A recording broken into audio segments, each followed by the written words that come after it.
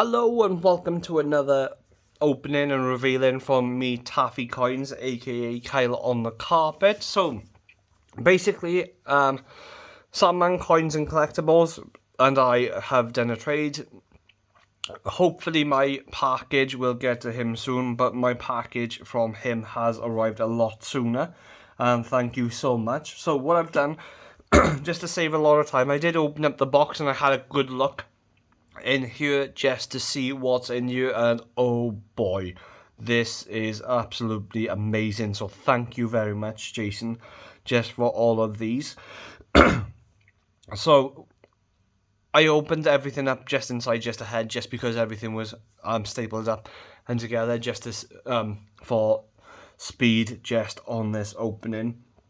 I've just recorded just a few videos together, so thank you very much just for following the channel, just watching these. I am trying to catch up as soon as possible, just on lots of stuff. I'll just give you a quick update just on myself as well.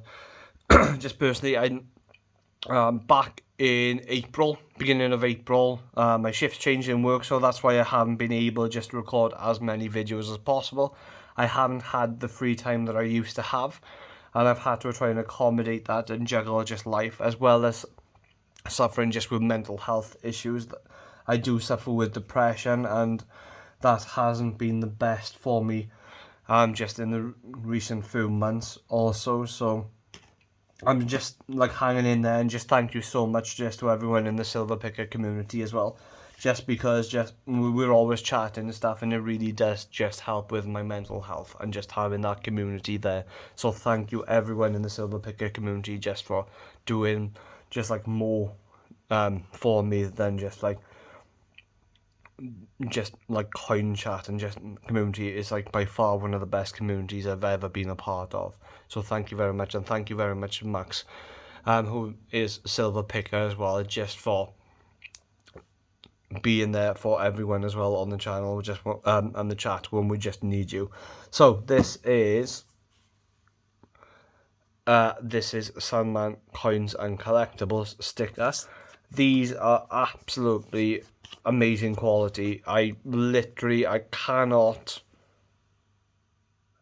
like fathom how good these are. So I'm gonna get the details from Jason themselves and try and get a few Taffy coin stickers like this. So these look to be like, they are plastic. They are really good quality.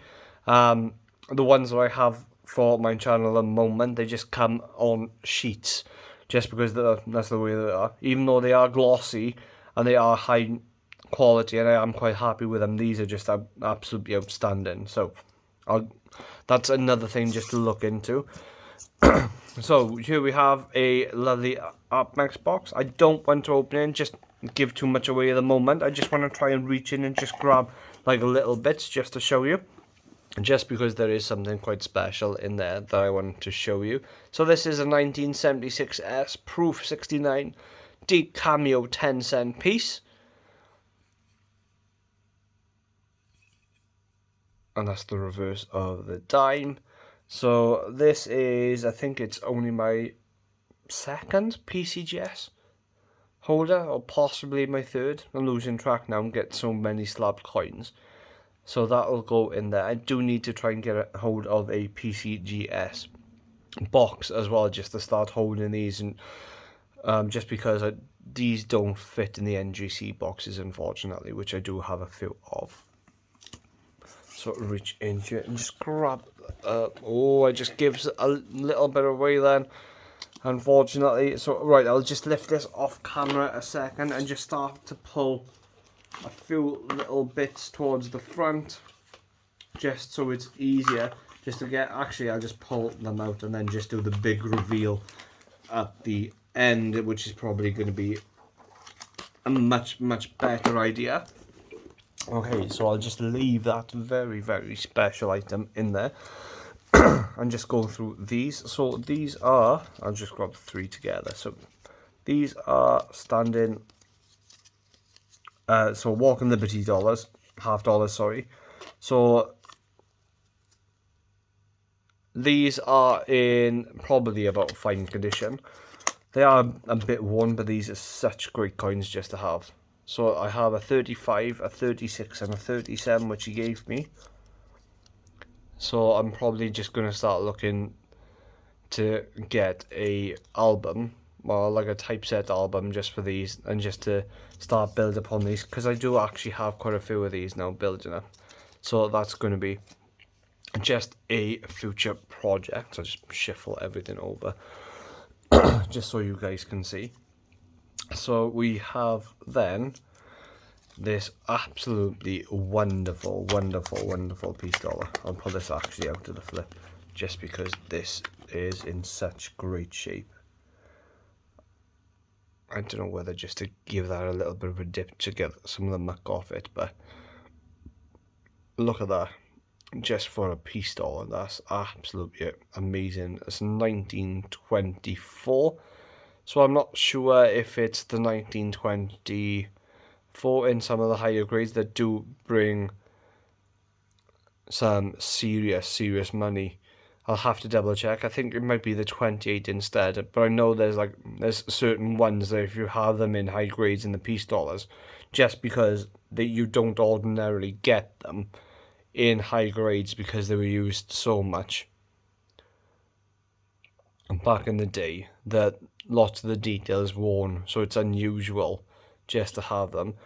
There's no real rare years with piece dollars. There's just some of the ones out there just with like sort of like the better condition. So that's absolutely amazing. Thank you so much. And I've only ever owned about one or two other piece dollars. I wasn't terribly into them quite some time ago, but now I'm getting into them, and we are in the 100-year anniversary this year as well, since the piece dollar was introduced into American coinage. So America is seeing quite a surge at the moment just in coin prices with piece dollars and Morgan dollars, which makes things a bit more difficult for me just because I'm a big fan of Morgan dollars. I've just started to get into them, and now the prices on them are just going to get too expensive. So we have 3 Morgans here. So this one's labelled up, just says on here about AU condition, and it's an 1879 O, and O stands there for the New Orleans Mint, or New Orleans, depends how you wish to pronounce it. And you can still see some of the breast feathers on there, just on the eagle, which is one of the telltale signs as well, just for a higher quality Morgan dollar, as well as just some of the wear just in this general area of Liberty's hair. We have an 1882 Morgan also, which is approximately, I would say, in about the same shape. This has definitely got a bit of a better grade on there. I'm not sure if that this one actually looks quite cleaned, just because of the colour on it and the wear, but this one certainly is a superior quality. And you can see it's just sort of like, I don't know what you call it, if it's just like a cartwheel just from the luster from the coin. I'd probably say this is a higher U to a low min state sort of coin, maybe somewhere between about a 60 and a 62 potentially, but that is lovely, really nice. So I do have Morgan dollar albums which I want to start filling up as well eventually. They're not the cheapest of coins just to collect, so if I was advising anyone just to get into Morgan, crumbs, not a good idea just to drop your coins, guys. If anyone is gonna get into like American currency, you're probably better off starting off with nickels, because the nickels are usually a lot easier just to come by. And this is a 1878, so there's a little bit of luster that you can still just see on that. And this is probably in the XF to the AU sort of region, I would assume, just because the feathers, the breast feathers, aren't as prominent, and the feathers on the eagle's head aren't as prominent also. But I would probably say it's a minimum of like an XF45 anyway, which is still a really, really good, fantastic grade anyway, just for Morgans, because some of them are so worn, it's unbelievable. It's not entirely hard just to get high grade Morgans. There are lots of them out there. It is just really hard to find them in some of the date years, though, just cheap enough. When I first set my eyes on these were absolutely amazing. Look at that luster. Seriously, it's just like, that is just like breathtaking. As like, these are not the most attractive of all of the $half, but these are still like one of the popular ones, and I'm certainly a fan. As you can see, the Liberty Bell on there then, and these are just the Franklin $half. It's just like, these are absolutely astounding. So whenever people grade these, what they look for is for full bell lines. I'm not entirely sure what constitutes as full bell lines, but I know that you've got the one big crack there just in the Liberty Bell, so I assume that there must be other lines on there just to keep a lookout for. I'm not sure if it just like means the lines on the bottom of the bell as well, so when you angle it there, you can just see the lines there that way. So when America just strikes some of these coins, they strike them over and over and over. They just get the they used to get the full use out of the dies. They don't rotate them as much as they do like what they do like with the Royal Mint. So this is one of my absolute favourites. So I already own a set like this, but this set looks to be in a higher grade than some of the ones that I have. The ones I've got, the other set, they do have some just like black spots on them, which I don't know how they came about, but just looking at these and just moving them about just to see if like some of the marks are on the coins or just the plastic, but it doesn't appear to be any. There is two tiny little spots just on the goose there that I can see. I can just about see on camera, which is very small, but these are absolutely stunning.